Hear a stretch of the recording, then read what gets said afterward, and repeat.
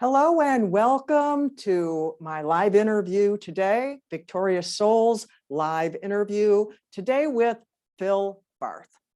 Phil Barth is a father, a husband, a speaker, and an author.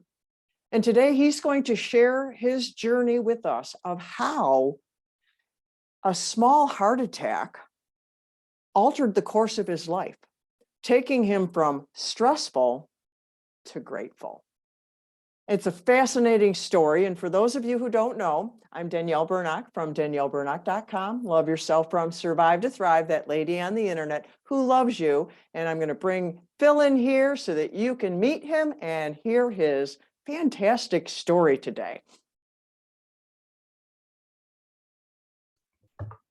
Hello, Phil. Thank you for joining me on my show today, Victorious Souls. Sharing your story from stressful to grateful was how I shared with our audience today. Thank you so much for joining me. Thank you for having me, Danielle. Glad to be here. It's my pleasure. Well, before we get into what caused all this stressful and everything and the incident that altered your life, tell us a little bit about you and a little bit about your family, just in general, just some background, some history on you. So in general, my wife and I have been married now for 31 years. We were married in 1990. Congratulations. Yeah. And we have 3 sons. Now you're going to make me do math if I think about how old they are right now, but it's 26, 23, and 20. Right now is the easy part of the year when they're spaced 3 years out. So I only have to remember one number. But 26, 23, and 20, that would mean our first was born in 95, 4th of July, baby. Oh, wow. And so, life was kind of going along. We had our first 2 and we got pregnant for a 3rd time and we lost that one. Oh. And it was tough. It was a challenge to overcome. And I will be honest, for a long period of my life, there was no prayer, no thinking about the higher power, anything like that. And so, when that happens, then you start praying and kind of self-serving prayers and, please don't let this happen and that kind of thing. But what happened ultimately was we got pregnant again and we had this wonderful 3rd child. And that's Tom.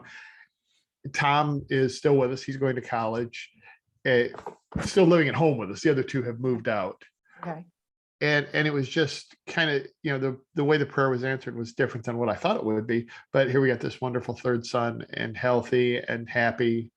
And, all 3 of them are just a joy. And so that's kind of the background. That's awesome. Yeah, happened. Tom is your rainbow baby. Some people aren't aware of that term. A rainbow baby is when you have a baby following a loss of a child, and it's like the rainbow after the storm. So he's your rainbow baby. Yeah. Well, you mentioned that, before that time, you weren't much into prayer, and then the self-serving prayer, which I'm sure everyone understands that to some capacity. But you had a faith journey, and faith is a part of your journey. Share a little bit about your faith journey. So from there, I think we a couple years later moved out to our new house, and it's close to my in-laws. And it was actually my oldest son that said, he was in Scouts, and in Boy Scouts, faith is a big part of that. Your duty to God, your reverence, and so on. And he said, I want to start going to the church out here. And my wife attended the Methodist church growing up. So they started going, and not too long after that, he joined the praise band because he's just like this genius musician. So I would go to kind of hear him play. Mm-hmm. What did he play? Guitar. Okay. Guitar. And he started with trombone. Oh, wow. And so I don't recall that he did much with trombones. I know a few times he played trombone in the praise band, but guitar. And then my middle son also wound up playing guitar in praise band. So that was kind of my entry into the church, or my re-entry into the church, if you will. And we got a new pastor after that. And I started listening to what he was saying. I was like, oh, this is nice. And this is good. And so it built over time. And the faith journey started there. And what about this pastor was different? He just connected with us. Okay. And he was real. And, so it wasn't like I'm coming down from above with the message and the 10 commandments or whatever. It was, I struggle too. And these are my struggles. And so he was very relatable. Yeah. And he wasn't just relatable on Sunday. We talked to him, and we'll get to the heart attack in a bit, but he was one of the first people to come and visit me Wow. and pray with me.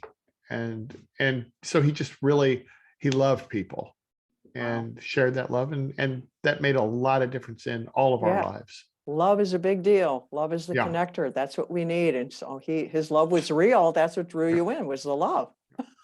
He's on Facebook too. Shout out to Jay if you're there, buddy. Actually, the last 3 pastors are all on Facebook. So love all you guys. Nice save. Yeah. Well, you got involved in Toastmasters too. How did that come about? How long were you involved with that? And was that part of what led to your incident? Tell us about Toastmasters. Yes. So in 2001, I went to a conference out in San Diego. I actually presented out there. And the lead speaker was Tom Peters, the In Search of Excellence guy. Okay.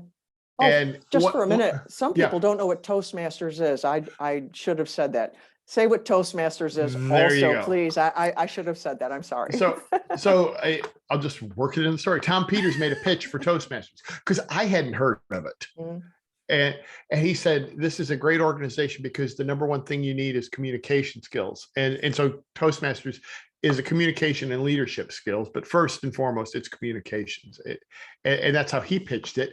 And I didn't think anything more of it. And then the feedback from the conference came back and they had everybody ranked on how they did. And it was much easier to find me if you went from the bottom up. and I thought, wow, I thought I kind of sucked. And so then it clicked. It was like in my head, Tom Peters said something about this organization. So I just went to the web and my gosh, they're all over. So I found one within 2 miles of our house and I just walked into a meeting and they were very welcoming. And I made friends right away, started with their program and just kept speaking. As I put in my bio, I haven't shut up since. And it wasn't too long after that. And they said, we're having our annual speech contest. I'm like, whoa, competition. I've always loved a good competition. So I think it was 2002 when I started competing and just getting beaten soundly for about 9 years. Wow. And in 2011, I made it to it's the World Championship of Public Speaking within Toastmasters. And in 2011, 30,000 people start every year. 2011, I made it to the final 9. Wow. Went to Las Congratulations. Vegas. Yeah. That's a lot. 30,000 Yes. down to 9. That's Yes. amazing. Yeah. Wow. So that was the start of the Toastmasters journey. The next thing that happened was in 2015, I made it back to I think the top 100 went to Vegas and in 2011, and they go to different spots, but it just so happened 2015 was going to be back in Vegas and I made it to the final 100. So 1 week before I was supposed to go out to Las Vegas is when I suffered the heart attack. Oh, wow. And so I didn't go to Vegas. Wow. Wow. So then you brought up the heart attack. What happened? How did that come to pass? Where were you at and who was with you? Yeah, I was with my then 14-year-old son, Tom, at summer camp, and we were in the greater Cincinnati area. This is very fortunate that we were within, I think it was about a 5-minute ambulance ride to the hospital. And so back up a little bit to connect this a little bit more to Toastmasters. I had been going to all kinds of Toastmasters club to practice the speech that I was going to give out in Las Vegas for the competition. And one day I saw my friend Tom, a different Tom, a Toastmaster friend. And I said, Tom, I haven't seen you in a while. And how you been? And Tom is a Toastmaster and a preacher. And he said, well, I recently had a heart attack. And he's about my age, about my size. And I was like, well, tell me more. And if you tell a Toastmaster / preacher to tell you more, you're going to get more, right? So he told me the whole story, and he told me how he felt leading up to it and what was going on with his body. And so I get to summer camp and there's some hills and I'm running out of breath on the hills and having to stop. And everything that's happening as I'm doing this, I start thinking that's what Tom went through, and that's what Tom went through. And then I started playing the 3 months leading up to summer camp and how I was at 9 p.m. at night sitting watching TV and just couldn't keep my eyes open, and all of the things that he listed. And I Wow. thought, okay, when I get back from Las Vegas, I'm going to go to the doctor. And then I thought, well, actually, the week after that, we've got some meetings in Myrtle Beach. I want to cover them. And so then I'm going to go to the doctor. And that wasn't how it played out. On Thursday, I started feeling really bad. And I went to the nurse, and I'd called my wife and told her what was going on. And my blood pressure had tanked, which never happens with me. And so my Wow. wife called, and the nurse said, give me your phone. And so she said, Beth, I told her my wife's name. Beth, if this is my husband, I call 911 right now. And so they took me over there. And I think we talked about the small heart attack, because Yeah. they give you a measurement. They measure some enzyme in your blood. And they said, well, you've had a small heart attack. Like, really? Don't ever give me a large one. Yeah. It's like Starbucks, right? The small is tall. And so that was the big event that changed my life. And by the way, speaking of Toastmasters, I had 3 people that came right away to visit me in the hospital. One was my pastor, well, not counting family, and the other 2 were Toastmasters. Wow. So it's a communication and leadership organization, but it's also friends. Yeah. And it was, after I knew I was going to be out of the woods, they came and visited. And so then we started making jokes, and I probably about got thrown out of the hospital for making people laugh. But so there was that support network right there, right when I needed it, because I kind of, in the back of my mind, knew things were going to get tough for a while, and they did. Recovering from putting a couple stents in your heart is never just hey, we're done. But I had friends and family and faith to take me through it. Wow. Well, you had mentioned how your friend Tom told you what he felt like. I think that might be helpful for people watching, for them to know, in case they know someone going through that. What were some of the things that you could share that someone else, maybe they could get to the hospital before it is a big deal, or before it's fatal, or before it's, horrible, or Right. whatever the proper verbiage that goes there, to help them to be more aware on the front end? How can you help us with that? So that's really good. The 2 I remember right away that he mentioned were falling to sleep, even though you didn't want to. You're just so tired, and you're watching a show, and it's an interesting show or a comedy or something, and it didn't matter. All of a sudden you would just fall asleep. And the other one was, he said stairs got really difficult. He would get, just going upstairs or on a long walk, he would get out of breath. Mm. And I had that baseline of, we had been going to the same summer camp for, I don't know, probably at least 5 or 6 years from when Tom and Joe were younger. Joe's our middle son. And I'd been going with them, and it never bothered me before. And now all of a sudden the hills are just awful. And if I'm carrying something heavy, I just have to stop. Wow. And so that was helpful to know what that was. The other thing that happened was, about 2 months before, we were on vacation in South Carolina, and I just figured it was the heat. And I was like, I need to take a break. I need to get some Gatorade. I'm worn down from this walk. So when you start feeling tired when you never did before, that's a good sign. I had been to the doctor and got like an EKG or something, because I had probably some stress related fluttering or something, and they didn't see anything. But it was just, I'm worn out, I can't go on, versus I used to be able to, and rather sudden, right? One year I'm fine, and the next year I'm not. That's because the arteries are blocked up. This isn't aging. This is a couple of arteries are blocked up. So if you're tired, and if you're climbing hills, and all of a sudden the same hills you climbed 6 months ago are suddenly like mountains, you might want to get checked out. Wow. So how would someone get checked out? You said the EKG didn't show anything. What would show something? That is a very good question. How do they get help on the front end then if the EKG doesn't work? I would say, number one, get the EKG. Right. My cholesterol numbers with pills were okay. That's the other advice I would give right away is take your medicine. I would try to remember to take it, but I might run Oh, out or this, that, the other thing. So I have a family history of blood pressure and cholesterol. Therefore, I need to have blood pressure medicine and cholesterol. I need to watch my diet, my salt, etc. But I still need those medicines. And pre 2015, I would take them. Oh, if I run out, I'll get there. And skip especially the cholesterol medicine because you never notice not taking it. mm, And so from then on, boy, I'll tell you what, I have been religious about many things, but taking the medicine, you got to do that. So prevention. And the other thing I would tell you is, and we'll get to this, is you got to manage your stress. mm. Well, is there anything that if you would have gone to the doctor and they would have done something, they would have known it ahead of time or no? I don't know because I'd Okay. had my annual physical within the 3 months, including the blood draw. Wow.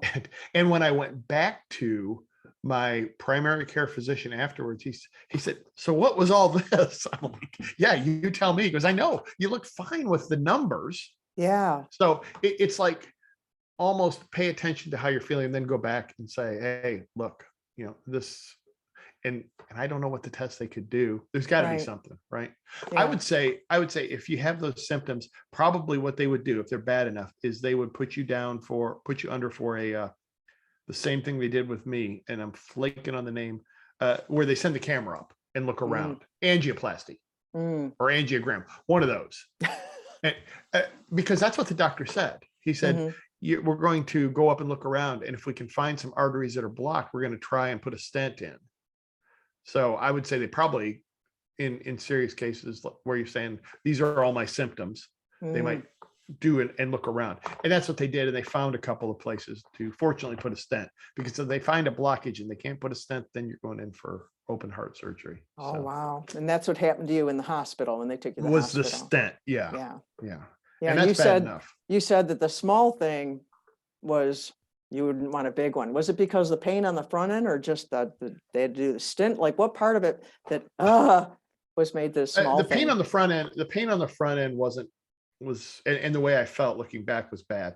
It was on the back end. Mm, Honestly, this is probably a really terrible reason for not wanting to have another heart attack, but I had to lay still for because to do all this, they have to put blood thinners in you, and then you must lay still because we don't want to have to deal with anything breaking loose, and laying still and just being in the bed.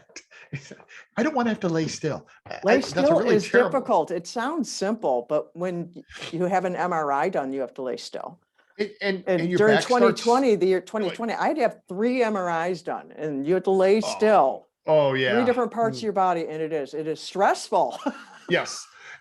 And the recovery was awful. I mean, because you have to go through all the therapy and start walking and doing things.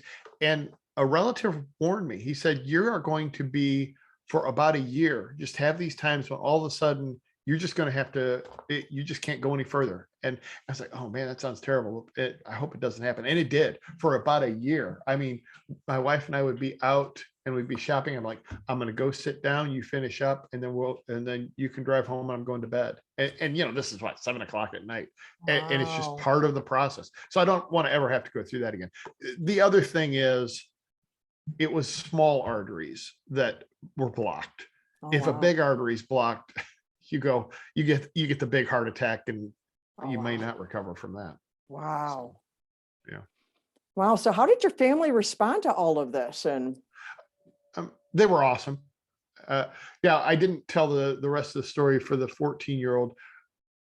We didn't know I'd had a heart attack, so they took me in an ambulance, and they didn't tell him, "We think he had a heart attack." They said he didn't feel good, and they're going to go check him out. And then we broke the news to him afterwards.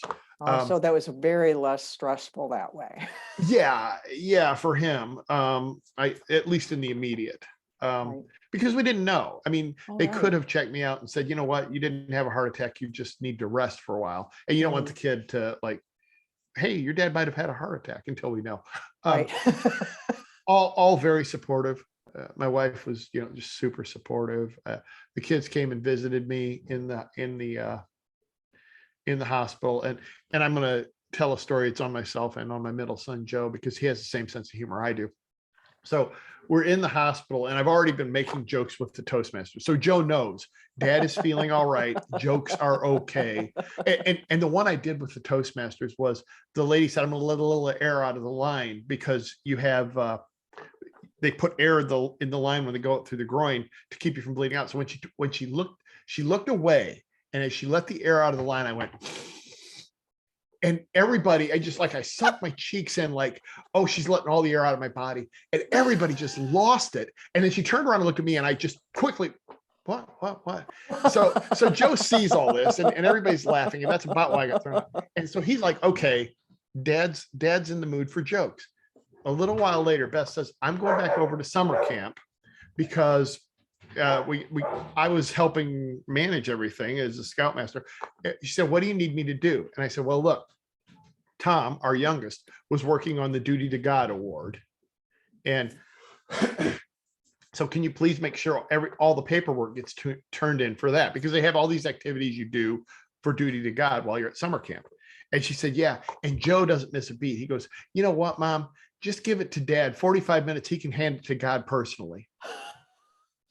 And everybody just lost it. And I was like, that's my son. And Beth is just like, oh, why? But it's like the danger was gone, so it could be funny. Exactly. If it was dangerous, that would have been a horrifying thing to say. Oh, right. The danger was gone. And he has always been the one to kind of bring humor to the situation when it's appropriate. And so he kept me laughing in what was a very difficult period of life. Beth was supportive, with the therapy and everything else. And they pulled together like family should. All righty. That's awesome. So then what did you do after that to take ownership of your life and your situation so that this didn't happen again? So when it was like a day or so later, the surgeon came back in and he said, we got everything fixed up. This is before he handed me off to the cardiologist. And he said, Phil, you need to manage your stress. And he said, it's just not worth it. And I want you to think about taking a week off every 3 months. And then this cardiologist talked all about that, but he also said, and you need to manage your stress. And I keep hearing this. And so after the recovery, that was August, took me through the end of the year to kind of get to the point where I'm back to work. And at the end of March, my wife said, okay, it's spring break for your son. You said you were going to take that week off. I heard you. So we're going to take a week off, and it's just going to be a staycation. And what we did the first day was we took Tom to the Cincinnati Zoo. And at the end of the day, I got on social media and I started typing, hey, here were the great things that happened today. I didn't think much about it, but we saw the gorillas, et cetera. And everybody gave it likes. And I'm like, well, if you don't like in Facebook, that's woo. Endorphins. Woo, yeah, baby. And so the next day we went to the art museum and I put another one out there and I started doing it. I'm going to do this for all of spring break. And at the end of the week, I thought, I wonder how long I could keep finding great things in my life and gratitude, things to be grateful for, et cetera. And the answer is, it's going on 6 years. Because the more you train your body or your brain to look for something, it starts finding it even when you're not thinking about it. And subconsciously, you're looking for what's good in life. And that's made a huge, huge difference. Just that attitude of gratitude. And instead of looking for what's bad in life, what's stressful in life, when you start looking for, here are the things that are good in life, it's made a huge difference in my health and my mental outlook, my spiritual outlook, all of it. It's just changing around and finding things to be grateful for just has done a 180. Wow. Well, why is gratitude so powerful? What is it about it that makes it so powerful? I think I don't know all the chemicals in the brain, endorphins, and especially if you do it first thing in the morning, when there's a study done by a couple of psychologists from Harvard University, and they divided the group into halves, and one half was given 3 minutes of bad news to start their day. Just 3 minutes. That's it. And the other group was given 3 minutes of positive solution focused news. And at the end of the day, the group that started with just 3 minutes of bad news was 27% more likely to say they had a bad day. Wow. Just so when you start positive, yeah.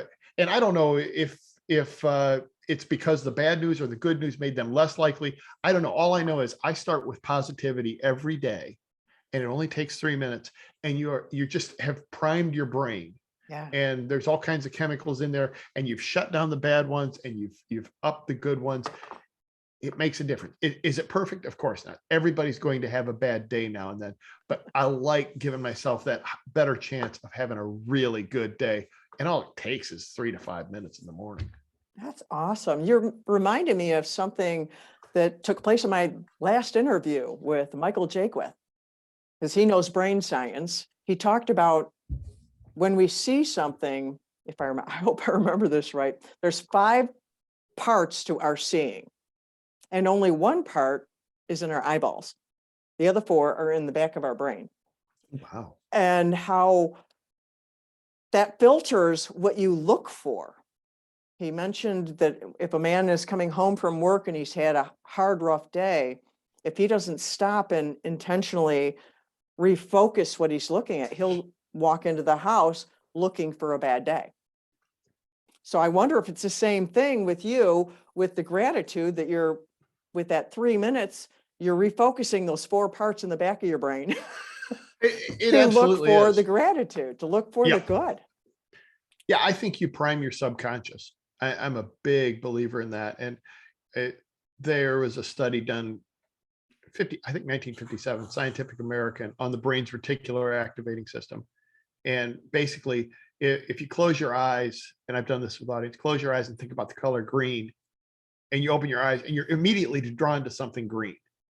And so whatever you prime your brain for, that explains why when you buy a new car, suddenly you're amazed by the number of people who have the same taste as you, because you see that car all over. It was always there. You've just primed your brain to see it. So if you prime your brain with positivity, that's what it's like. Well, that's what you want. I'm going to give you more.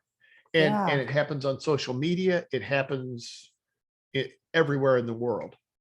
I've also heard it called our RAS filter in our brain. I don't remember what the RAS stands for, but the RAS filter, same thing, same example of even if you're looking for a new car, I'm going to be getting a new car, then you suddenly are noticing the different kinds of cars because your brain is filtering through that.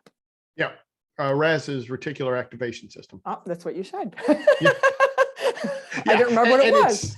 It's such a cool experiment, and it's such a cool part of your brain.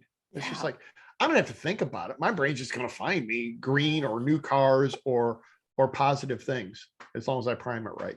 Oh, so maybe that would be good for people who are, especially after the pandemic, people who have lost jobs in that they start, I'm going to find a new job. They put that into their RAS filter, or, whatever they may have lost, I'm going to recover what I have lost, and to prime their RAS filter with that. Wow.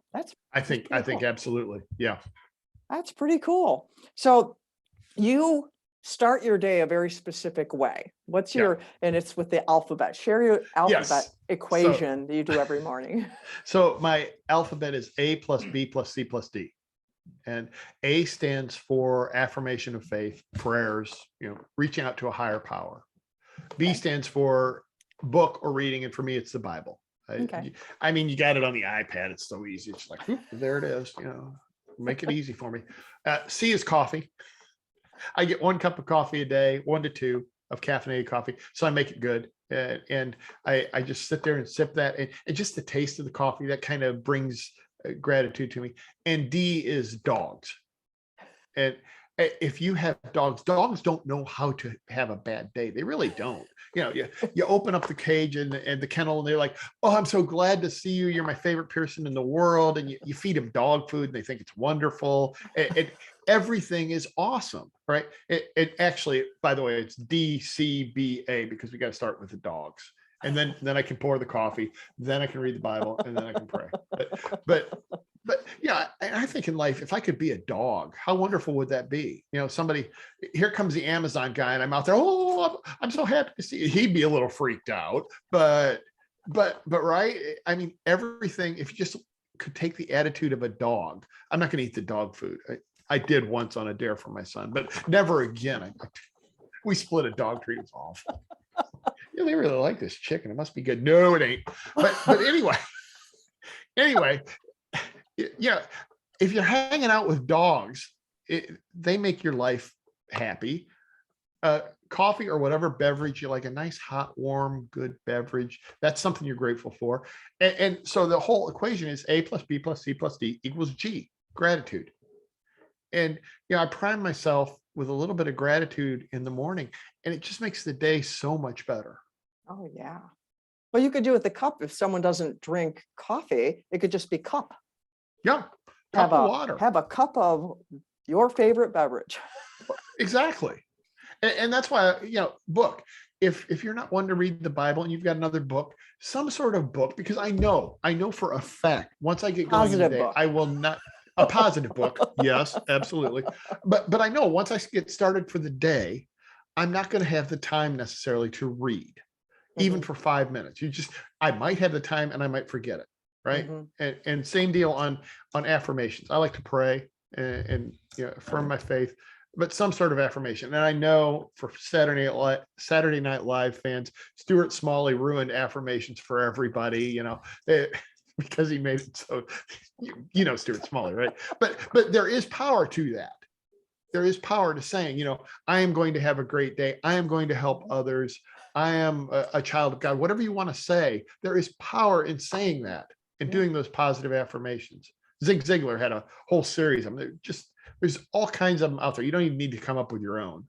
Just some sort of affirmation, and that'll get you on the road, and you'll have a great day. Amen. Well, share a tip with our audience today of some way that they can manage their stress. Okay, beyond what I've said, stop taking yourself so seriously. Laugh at yourself. There is power in laughing at yourself. Real quick story. When the pandemic hit, I'm in my home office and have been ever since the pandemic hit. Well, one day I was supposed to get a call from, excuse me, the accounting office of the doctors for our doctor, because my son had a coverage question. So I'm sitting here waiting. Well, I go upstairs and go outside just for a little while. And I left my cell phone down here and my watch rings. And I hate trying to answer my watch because it's just so clumsy. Dick Tracy was all there. I'm not Dick Tracy, right? So I answer it, and sure enough, it's a doctor's office. And I immediately start thinking, I am such an idiot. Why did I leave? Why did I not take my phone? Questioning, you're such a fool, Phil. And so what I did was I said, I'm going to come downstairs and put you on my phone. And I have my phone also hooked up to a Bluetooth speaker. And it plays, and I listen to 80s music. So when I got up at the top of the stairs, the whole basement is just vibrating from my Bluetooth speaker, because when I hit the phone, I had turned the volume all the way up. So it's like Relax by Frankie Goes to Hollywood. Boom, boom, boom. And now I'm really totally apologizing. So I'm sorry, I'm such an idiot. And I'm holding the phone right. And I get down, I finally get the phone on. And so we start addressing the problem. And I'm beating myself up mentally, even though I know better. I'm beating myself up mentally, and I'm telling her with the problem, and all of a sudden she says, "Stop!" I'm like, "Oh, did I violate HIPAA? What?" I said, "Oh, okay." And she goes, "No, not you." She said, "I'm working from home too, and we've got a 2-year-old boy, and we're potty training him, and he came into the room and saw a bucket, and started peeing in the bucket." And I just lost it. I'm like, everybody's in the same boat. We're working from home. We're not getting it. It's okay. Nobody peed in a bucket here. Right.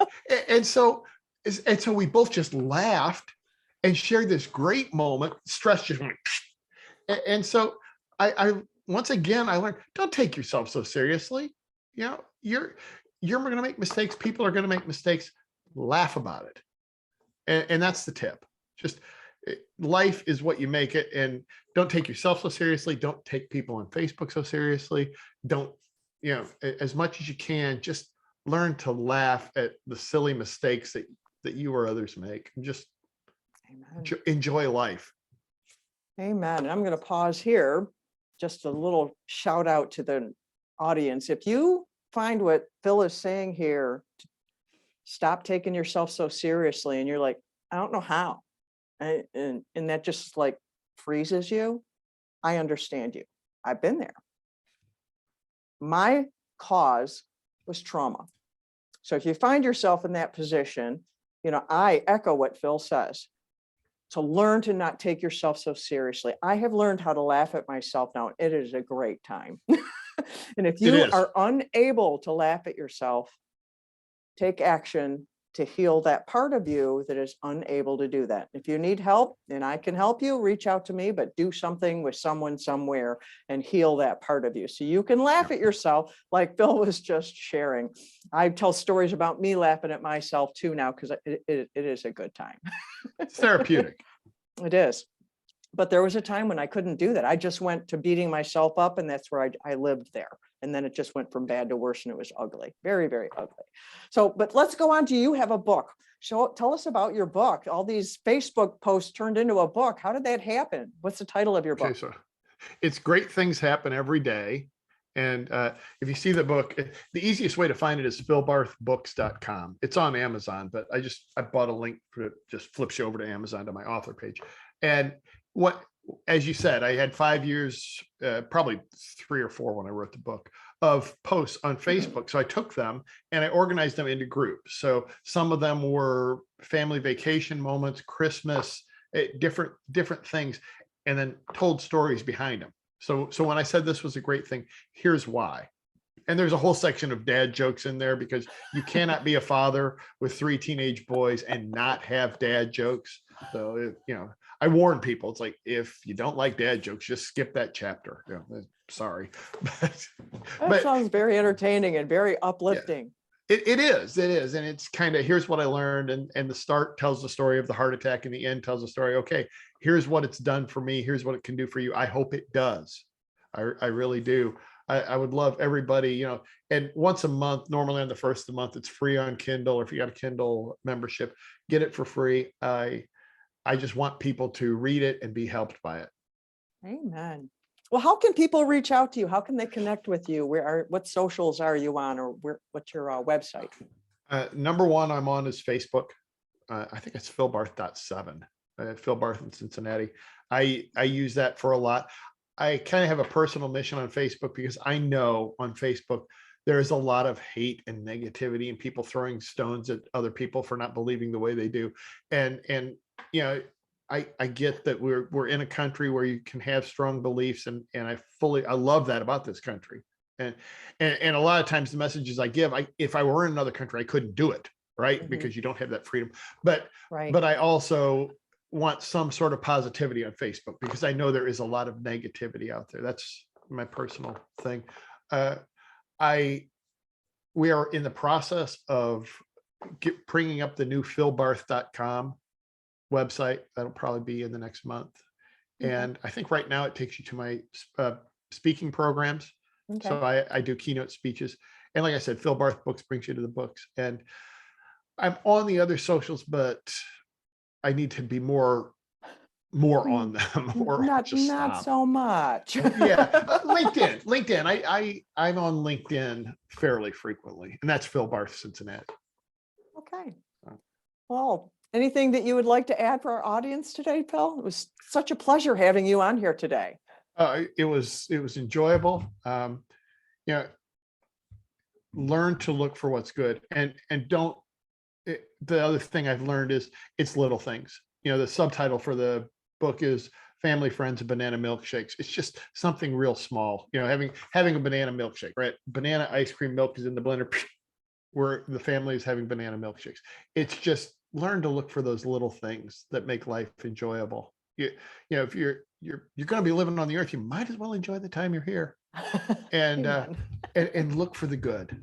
And it may be difficult at first. It was after I had the heart attack, but the more you look, the more you find, and it just becomes this virtuous cycle. That's awesome. Well, thank you for being with us today, Phil. Thank you, Danielle. I'll talk to you in a minute. All right. Well, there you have it. Wasn't that so fun? We laughed so much. I love laughing. Laughter is good medicine. And I know that Phil gave some good tips. Pay attention to your health, listen to your body. If you're noticing some differences, do something about it. If you can't laugh at yourself, do something about it. If you don't laugh at yourself, but you're like, well, I never really thought about it, start doing that. So you've got some actionable things today.